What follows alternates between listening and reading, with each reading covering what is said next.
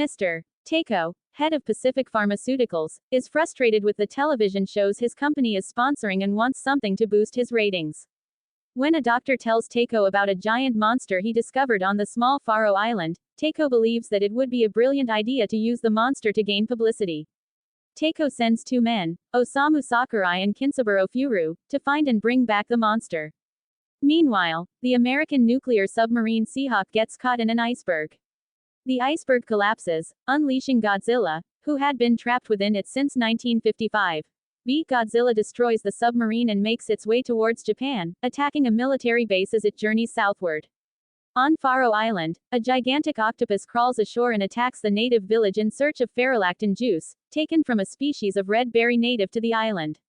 The mysterious Faro monster, revealed to be King Kong, arrives and defeats the octopus.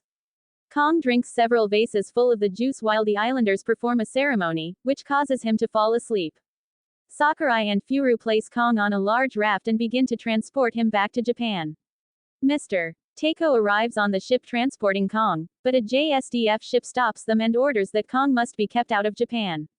Meanwhile, Godzilla arrives in Japan and terrorizes the countryside. Kong wakes up and breaks free from the raft. Reaching the mainland, Kong confronts Godzilla and proceeds to throw giant rocks at it.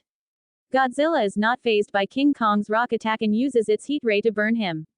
Kong retreats after realizing that he is not yet ready to take on Godzilla.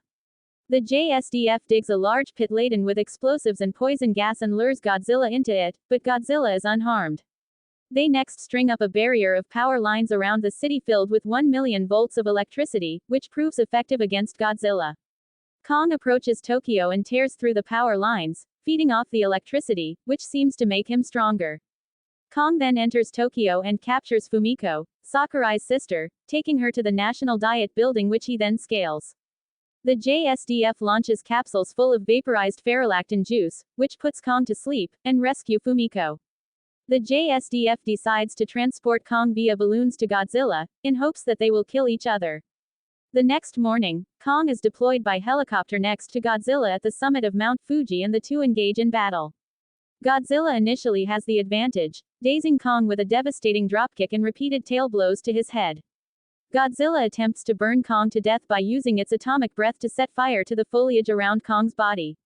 A bolt of lightning from thunder clouds strikes Kong, reviving him and charging him up, and the battle resumes.